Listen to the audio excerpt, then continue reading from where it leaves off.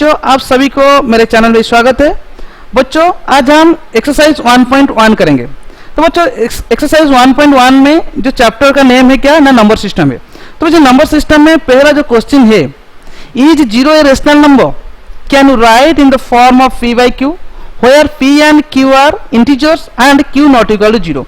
तो बच्चों, हमको भी पता है तो रेशनल नंबर क्या होता है ना, कोई भी नंबर अगर हमें अगर p by q में लिख ले, उसको हम क्या कहते हैं ना, रेशनल नंबर कहते हैं।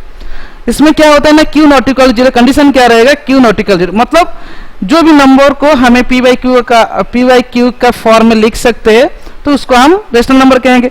तो क्या जीरो रेशनल नंबर है? तो बिल्कुल है, जीरो एक रेशनल नंबर है। यस, इसका आंसर जो लिखेंगे तुम, yes zero is rational number, yes zero is a rational number।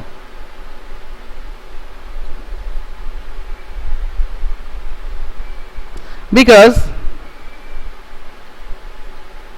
we can write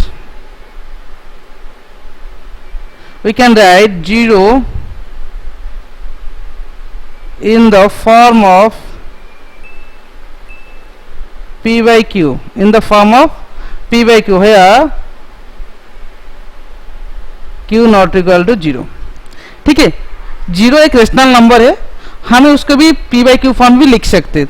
अगर एग्जाम्पल क्या होगा, तो बच्चों एग्जाम्पल इस तरह लिख देना, 0/1, 0/2, 0/3, ये सब क्या है ना, इसका मतलब इसका आंसर भी जीरो है। तो मतलब हमें जीरो को रेशनल नंबर के आकार, रेशनल नंबर में लिख सकते हैं, p by q फॉर्म में भी लिख सकते हैं। बच्चों, उसके बाद find 6 rational numbers between 3 and 4। 3 और 4 के बिटवीन में हमें 6 रेशनल नंबर लिखना है। तो बच्चों इसी तरह भी तुम लिख सकते हो, 3.1, 3.2, 3.3, 3.4, 3.5, 3.6, ये क्या है ना, 6 रेशनल नंबर है जो कि 3 और 4 के बिटवीन में आता है। और इसके बाद और भी एक तरह लिख सकते हैं बच्चों, इसमें हमें अगर सेकंड नंबर लिखेंगे तो 3 को मैं 3/1 में लिख सकता हूँ क्योंकि p by q फॉर्म में लिखना है। 4 को भी 4/1 की फॉर्म में लिख सकते हैं क्योंकि इन दोनों के रेशनल नंबर में जो p by q के फॉर्म में लिख दिया हमने। तो बच्चों, इसमें हमें क्या करना है, इसके बीच में 3 और 4 के बीच में हमें 6 रेशनल नंबर लिखना है। तो इसलिए हमें क्या करना है, इसका डिनोमिनेटर 7 होना चाहिए, 8 होना चाहिए, 9 6 से ज्यादा होना चाहिए। द डिनोमिनेटर मस्ट बी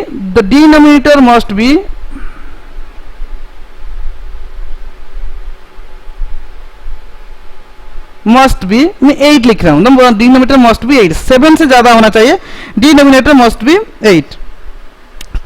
तो सो हमें क्या करना चाहिए हियर, सो 3/1 इक्वल टू, तो हमें यहाँ पे क्या 8 हो जाएगा। तो मतलब 1 में 8 मल्टीप्लाई करना पड़ेगा, तो इक्वलेंट फ्रैक्शन तो मल्टीप्लाई करना पड़ेगा नहीं।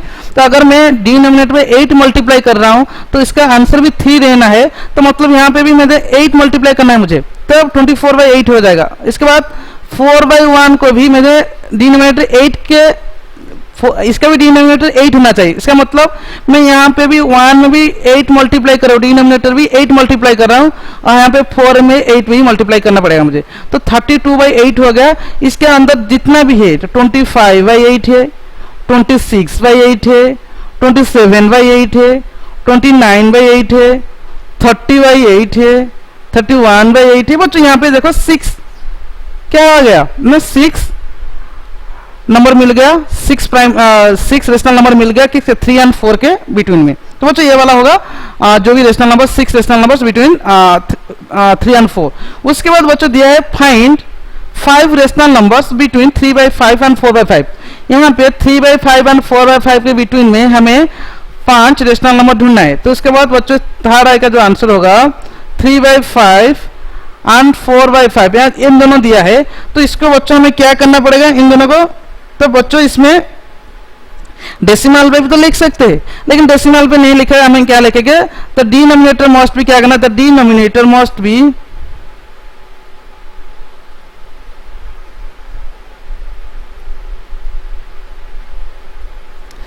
कितना होना चाहिए ना, यहाँ पे 5 है, मतलब 6 मल्टीप्लाई कर लेंगे तो हो जाएगा। तो 6 मल्टीप्लाई कर लेंगे मतलब मस्ट भी 30 होना चाहिए, मस्ट भी 30 होना चाहिए। वहां पे 1 था तो यहाँ पे 5 है तो 5 + 1 पे मल्टीप्लाई करना पड़ेगा डिनोमिनेटर में, ठीक है। तो यहाँ पे कितना, 6 मल्टीप्लाई करना मतलब 30। तो मतलब हियर अगर हम करेंगे 3/5 को हमें क्या करना है, इसका डिनोमिनेटर कितना होना चाहिए, इसका डिनोमिनेटर 30 होगा, तो इसका मतलब मैं 5 में क्या मल्टीप्लाई 6 मल्टीप्लाई करूँ, इसका मतलब 3 में भी 6 मल्टीप्लाई करूँ तो 18/30 हो जाएगा। तो 4/5 में भी इसका भी डिनोमिनेटर कितना 30 होना चाहिए, तो यहाँ पे भी मैंने 5 में 6 मल्टीप्लाई कर रहा हूँ तो यहाँ पे भी 24/30 हो गया। तो मैं जो पांचों रेशनल नंबर से इनके बीच में तो 19/30, 20/30, 21/30, 22/30 और 23/30। तो बच्चों ये वाला इतना ही हो जाएगा। इन पांचों जो बहुत सारा है लेकिन इन पांचों का हमें निकालना है, बहुत सारा मिल सकता है क्योंकि दो फ्रैक्शन के बीच में इन्फिनिटी नंबर्स ऑफ क्या होता है, infinity numbers of rational number से है। ठीक है, एनी टू रेशनल नंबर्स के बीच में बहुत सारा रेशनल नंबर होता है। ठीक है, तो इसके बाद क्वेश्चन नंबर 4 दिया गया है क्या ना, state whether the following statement are true और फॉल्स। ये जो स्टेटमेंट तुम्हें दिया गया है ये ट्रू है और फॉल्स है, इसका अगर फॉल्स या ट्रू है इसका रीजन भी कुछ लिखना है। तो बच्चों यहाँ पे लिखना है every natural number is a whole number. तो बच्चों इसका आंसर होगा ट्रू। और ट्रू क्यों है, ट्रू है तो ट्रू क्यों है, अगर यहाँ पे लिखेंगे ट्रू के as whole number, as whole numbers, as whole numbers, as whole numbers is the collection of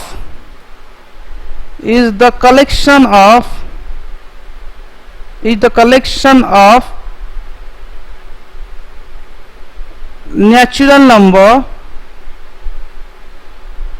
and zero. क्या है यहाँ पे, वो वाला स्टेटमेंट ट्रू है क्योंकि होल नंबर जो है वो नेचुरल नंबर एंड जीरो का कलेक्शन है, तो इसीलिए ये वाला आंसर ट्रू होगा।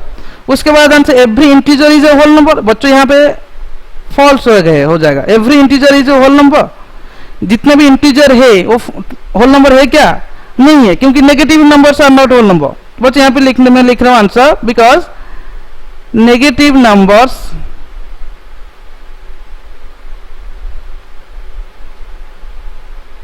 Are not whole number. बच्चों negative numbers are not whole number. बच्चों इसके बाद थर्ड आई क्या है, every rational number is a whole number. बच्चों वही वाला आंसर भी होगा, यहाँ पे भी आंसर फॉल्स हो जाएगा। फॉल्स हो जाएगा, क्यों हो जाएगा, बच्चों रेशनल नंबर भी नेगेटिव रेशनल नंबर आता है तो, लेकिन होल नंबर तो नेगेटिव नहीं हुआ ना। तो यहाँ पे लिखना ये वाला सेम भी लिखना ना, if negative numbers are not whole number, negative rational numbers are not whole number. ये वाला भी हो सकता है, अगर मैंने इस तरह लिख लूं negative numbers are not whole number, ये भी लिख सकते हो और ये भी लिख सकते हो 3/5, 5/7, 2/3, 2/3 are not whole numbers, are not whole numbers. तो बच्चों ये जो आंसर था 1.1 का, आशा करता हूं जितने भी बच्चे देख रहे हो अच्छे से समझ चुके होंगे। तो जो चैनल को अभी तक सब्सक्राइब नहीं किए हो थोड़ा सब्सक्राइब चैनल को कर दीजिए और अपने दोस्तों के साथ भी शेयर कर दीजिए। Thank you.